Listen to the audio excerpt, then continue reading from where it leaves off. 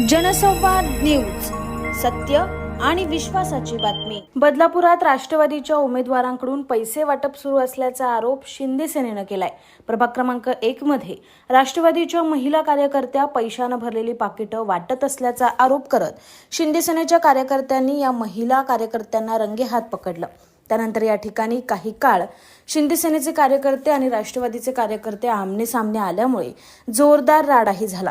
बदलापूरच्या प्रभाग क्रमांक 1 मध्ये शांतीनगर भागात राष्ट्रवादीच्या महिला कार्यकर्त्या पैशाने भरलेली पाकिटं मतदारांना वाटत असल्याची माहिती शिवसैनिकांना मिळाली। त्यानंतर शिवसेनेच्या कार्यकर्त्यांनी या महिलांना रंगेहात पकडत त्यांना याचा जाब विचारला।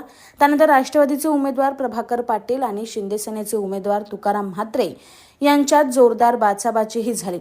या पाकिटांमध्ये 3-3 हजार रुपये भरण्यात आल्याचं सांगण्यात येतंय। सध्या निवडणूक अधिकारी आणि पोलीस घटनास्थळी दाखल झाले असून पुढील तपास करत आहे। जनसंवाद न्यूज, सत्य आणि विश्वासाची बातमी। आजच सबस्क्राइब करून बेल आयकॉनला क्लिक करा आणि पहा ताज्या घडामोडींचा अचूक अंदाज आपल्या मोबाईलवर।